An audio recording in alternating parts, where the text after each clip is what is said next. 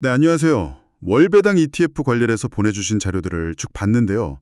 보니까 공통적인 질문이 하나 있더라고요. 높은 배당 수익률은 항상 좋은 걸까? 근데 그중에서도 제 눈을 딱 사로잡은 문장이 있었어요. 매달 150만 원씩 배당을 꼬박꼬박 받았는데 3년 뒤에 계좌를 열어보니까요. 원금이 40%나 줄어 있었다는 실제 사례. 아니, 돈을 벌려고 투자했는데 원금이 거의 반토막이 났다니 이게 대체 어떻게 가능한 일인지 오늘 한번 제대로 파헤쳐 보겠습니다. 네, 그 사례가 바로 오늘 저희가 이야기할 모든 것의 핵심을 딱 담고 있습니다. 보내주신 자료들을 분석해보니까 정말 많은 분들이 비슷한 함정에 빠지고 계시더라고요.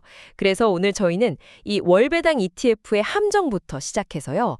많은 분들이 간과하시는 세금, 그리고 건강보험료 폭탄을 피하는 법, 그리고 마지막으로 여러분의 투자 성향과 상황에 딱 맞는 ETF를 고르는 현실적인 방법까지 하나하나 짚어보려고 합니다. 좋습니다.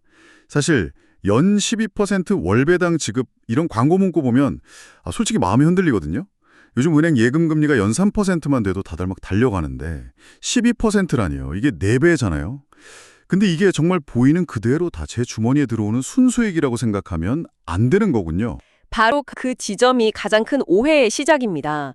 자료에서도 여러 번 강조하듯이 광고에 나오는 그 배당 수익률하고요. 내가 최종적으로 손에 쥐는 총 수익률은 완전히 다른 개념이에요.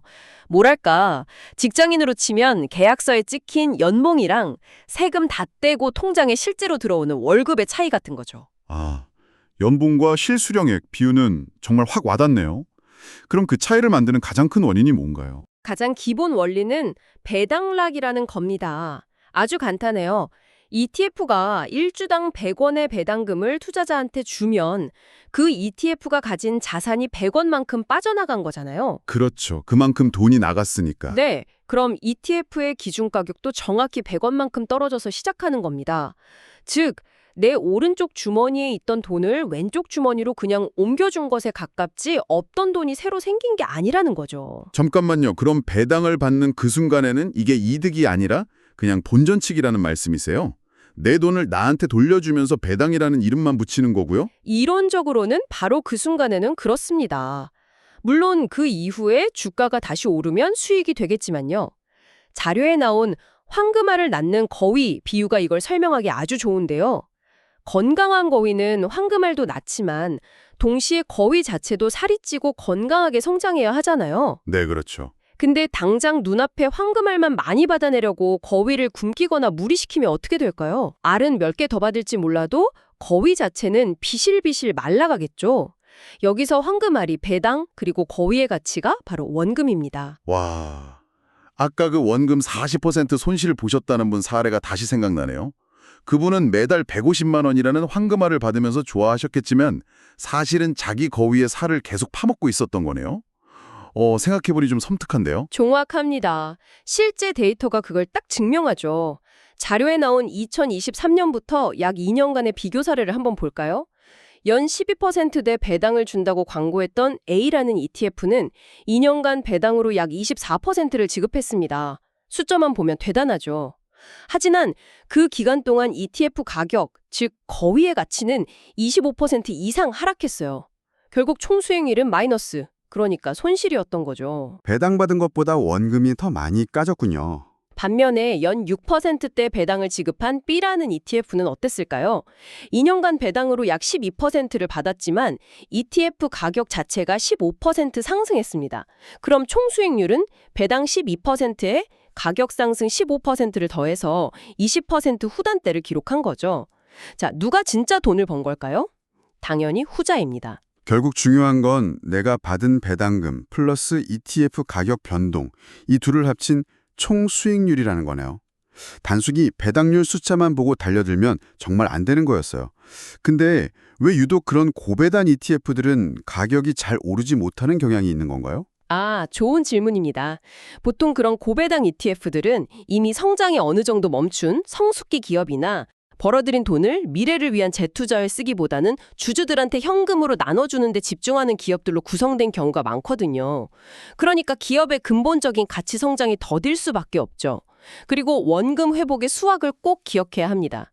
100만 원이 50만 원이 되면 마이너스 50% 손실이지만 그 50만 원이 다시 100만 원이 되려면 플러스 100% 수익을 내야 해요. 원금 손실이 그만큼 무서운 겁니다. 알겠습니다. 이제 총수익률의 중요성은 확실히 이해했어요. 그럼 좋은 총수익률을 내는 ETF를 잘 골랐다고 한번 가정을 해보죠. 그런데 자료를 보니까 진짜 문제는 따로 있다. 이런 식으로 경고를 하더라고요. 이게 끝이 아닌가요? 네, 이제부터가 진짜 실전입니다. 총수익률이 플러스가 낮다고 해도 세금을 내고 나면 이야기가 달라질 수 있거든요. 심지어 총수익률이 마이너스인데도 세금을 내야 하는 그런 황당한 경우도 생길 수 있습니다. 네, 손실을 봤는데 세금을 낸다고요? 아, 그게 말이 되나요? 가능합니다. 아까 그 연 12% 배당 ETF 사례를 다시 보죠. 총수익률은 마이너스였지만 어쨌든 투자자 계좌에는 배당 소득이라는 게 찍혔잖아요. 국세청은 ETF 가격이 얼마나 하락했는지는 신경 쓰지 않아요. 오직 투자자가 받은 그 배당 소득에 대해서만 15.4%의 세금을 부과하죠. 엎친 데 덮친 격인 겁니다. 와, 이건 정말 생각지도 못한 부분이네요. 여기서 끝이 아닙니다. 만약 배당이나 이자 같은 금융소득이 연간 2천만 원을 넘어가면 금융소득 종합과세 대상이 돼요. 이건 다른 근로소득이나 사업소득이랑 합산해서 높은 세율을 적용하는데 최고 40% 중반까지 올라갈 수 있습니다. 그리고 은퇴하신 분들께는 더 큰 복병이 숨어 있는데 바로 건강보험료입니다. 직장 다닐 땐 잘 모르지만 퇴직 후에 지역가입자가 되면 이 배당 소득이 소득으로 잡혀서 건강보험료가 예상보다 훨씬 많이 나올 수 있어요. 배당금 받아서 병원비로 내야 할 판인 거죠. 들어보니까 상품 자체를 잘 고르는 것만큼이나 어떤 계좌에 담아서 투자하느냐, 이게 정말 핵심이겠네요. 솔직히 저는 그냥 상품만 잘 고르는 줄 알았는데 계좌 하나 그렇게 큰 차이가 생기나요? 자료에서 배당금 보호막이라는 표현까지 썼던데 대체 그게 뭔가요? 그 보호막의 총체가 바로 ISA, 개인종합자산관리계좌입니다. 일반 계좌와는 차원이 다른 세금 혜택을 주죠. ISA 계좌? 들어는 봤는데 정확히 어떻게 다르죠? 가장 큰 차이점은 세금을 매기는 방식입니다. 일반 계좌는 배당 받을 때마다 15.4%씩 꼬박꼬박 원천 징수하잖아요. 하지만 ISA는 계좌 만기, 보통 3년인데요. 그때까지 세금을 단 1원도 떼지 않고 밀어줍니다. 이걸 과세 이연이라고 하는데 그 미뤄진 세금만큼 재투자를 할 수 있으니 복리 효과가 더 커지겠죠. 일단 세금을 나중에 낸다는 것만으로도 유리한 거군요. 진짜 혜택은 만기 때 나타납니다.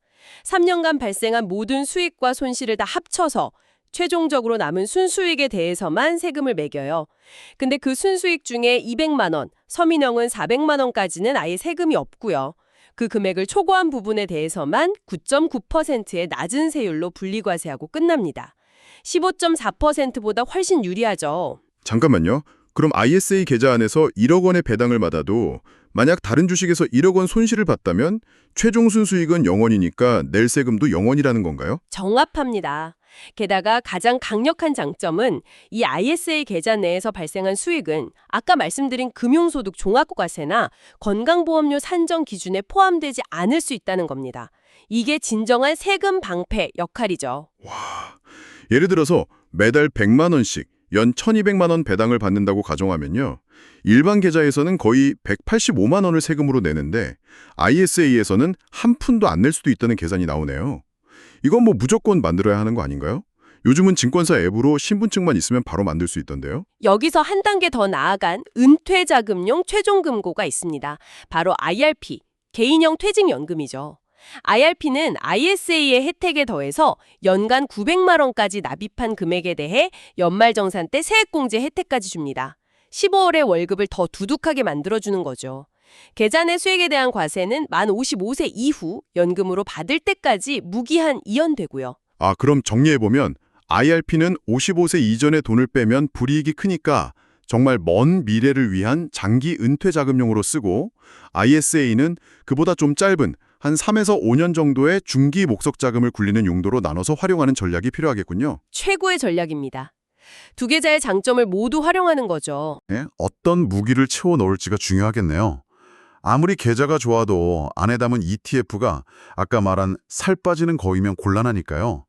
자료에서 추천하는 ETF 유형이 있었나요? 네, 자료에서는 시장에 나와 있는 수많은 월배당 ETF를 크게 두 가지 유형으로 분류합니다. 바로 성장형과 가치 인컴형입니다. 성장형과 가치 인컴형이라 어떻게 다른가요? 성장형은 이름 그대로 성장에 초점을 맞춥니다. 주로 미국 나스닥 100이나 S&P 500 지수를 추종하는 ETF들이 여기에 해당되죠. 애플, 마이크로소프트 같은 기술주 비중이 높고요. 당장 주는 배당, 즉 황금알은 연 1~2%대로 적지만 주가 상승을 통해서 거의 자체의 몸집을 키울 가능성이 크죠. 반면 가치 인컴형은 안정적인 현금 흐름, 즉 인컴을 중시합니다. 다우존스 배당지수 관련 ETF처럼 수십 년간 꾸준히 배당을 지급하고 늘려온 코카콜라나 P&G 같은 안정적인 기업들에 주로 투자하거든요. 주가 상승은 성장형보다 더딜 수 있지만 연 3~4% 이상의 꾸준하고 안정적인 배당을 기대할 수 있습니다. 아까 그 거위 비유로 다시 돌아가 보면 성장형은 아직 젊고 팔팔해서 알은 좀 적게 났지만 몸집은 계속 불어나는 젊은 거위 같고, 인컴형은 나이가 들어서 성장은 멈췄지만 수십 년간 검증된 대로 알은 꾸준히 많이 낳아주는 베테랑 거위 같네요. 그럼 둘 중에 뭘 골라야 하죠? 정답은 없습니다. 투자자의 나이, 목표, 그리고 시장 전망에 따라 달라지죠. 잔류에서는 간단한 기준을 제시하는데요. 앞으로 시장이 계속 성장하고 금리가 낮아질 것 같다. 그러면 성장형 비중을 높이고, 반대로 시장이 좀 불안정하고 불확실성이 크다고 생각되면 안정적인 인컴형 비중을 높이는 것이 일반적입니다. 판단이 너무 어렵다면요. 저 같은 평범한 투자자들은 시장 전망을 하기가 쉽지 않잖아요. 그럴 땐 50대 50으로 나누어 시작하는 것이 가장 마음 편한 방법입니다. 젊은 거위와 베테랑 거위를 둘 다 키우는 거죠. 시장이 오를 땐 성장형의 계좌를 쫙 이끌어주고, 시장이 주춤할 땐 인컴형이 주는 배당금이 또 위안이 되어줄 겁니다. 자료에 나온 좀 더 특수한 종류의 ETF들도 흥미로웠어요. 커버드 콜 ETF 같은 건 뭔가요? 이건 배당률이 연 10%가 훌쩍 넘던데요. 커버드 콜은 주식을 보유하면서 동시에 그 주식을 특정 가격에 살 수 있는 권리, 즉 콜옵션을 판매해서 추가 수익을 내는 전략입니다. 그래서 주가가 크게 오르지도 내리지도 않는 횡보장에서 유리한 구조죠. 다만 주가가 크게 상승할 때는 그 상승분을 온전히 누리지 못한다는 단점이 있어서 이걸 살 빠지는 거위라고 비판하는 시각도 분명히 존재합니다. 잘 알고 투자해야 하는 상품이죠. 반대로 배당 퀄리티 ETF는 이름부터 안정적인 느낌이 드네요. 네, 그건 수십 년간 한 번도 배당을 줄이지 않고 오히려 계속 늘려온 우량 기업, 소위 배당 귀족주들에만 투자하는 ETF입니다. 안정성을 최우선으로 하는 투자자에게 적합하죠. 또 환율 변동이 걱정된다면 국내 기업들로 구성된 고배당 ETF도 훌륭한 대안이 될 수 있고요. 마지막으로 자료 뒷부분에 있던 장기 투자 시뮬레이션이 아주 인상 깊었습니다. 매월 100만 원씩 10년간 투자하면 원금은 1억 2천만 원인데 연평균 7%의 총수익률을 가정했더니 10년 뒤 자산이 약 1억 7,500만 원이 된다는 계산이었죠. 5천만 원 넘는 돈이 복리로 불어난 거잖아요. 네, 그런데 그 시뮬레이션의 가장 중요한 전제 조건이 뭔지 아시나요? 바로 배당 재투자입니다. 아, 받은 배당금을 생활비로 써버리는 게 아니라 그 돈으로 ETF를 한 주라도 더 사는 거요? 바로 그거죠. 받은 배당금으로 거위 새끼를 한 마리 더 사는 겁니다. 그럼 그 거위 새끼다 꼭 알을 낳고 그 알로 또 다른 새끼를 사고, 이것이 바로 아인슈타인이 세계 8대 불가사의라고 불렀던 복리의 마법을 현실로 만드는 유일한 길입니다. 따라서 장기 투자의 목표는 당장의 현금 흐름보다는 내가 가진 총 ETF 주식수를 꾸준히 늘려나가는 것이 되어야 합니다. 자, 그럼 오늘 보내주신 자료를 통해 저희가 함께 파헤쳐본 내용의 핵심을 다시 짚어볼까요? 첫째, 광고에 나오는 높은 배당 수익률 숫자만 보고 현혹되지 말 것. 둘째, 내가 받은 배당이랑 ETF 가격 상승을 더한 총 수익률. 그리고 내 거위, 즉 원금을 지키는 게 훨씬 더 중요하다는 것. 셋째, 세금과 건보료 폭탄을 막아줄 ISA와 IRP라는 방패를 반드시 활용할 것. 마지막으로 내 투자 성향과 시장 상황에 맞춰서 성장하는 젊은 거위와 알 잘 낳는 베테랑 거위의 비중을 조절할 것. 일단 지금 당장 여러분에게 ISA 계좌가 있는지부터 확인해보고 없다면 소액으로도 시작해보는 게 가장 중요하겠네요. 오늘 저희는 성장형과 인컴형, 그러니까 원금의 성장과 현재의 현금 흐름 사이에서 어떤 선택을 할지에 대해 이야기했습니다. 그런데 어쩌면 이 논의를 지켜보시면서 진짜 중요한 질문은 둘 중 어느 쪽이 더 나은가 이게 아닐지도 모른다는 생각이 드네요. 네, 맞습니다. 본질적인 질문은 이것일 수 있습니다. 오늘 당장 내 삶에 필요한 현금과 10년, 20년 뒤에 불어나 있을 자산 사이에서 지금의 나에게 더 중요한 가치는 과연 무엇인가? 이 질문에 대한 답은 여러분의 나이, 소득, 가족 상황, 그리고 미래에 대한 기대에 따라 모두 다를 겁니다. 그리고 그 답은 시장 상황에 따라 계속해서 바뀔 수 있다는 유연한 생각을 갖는 것.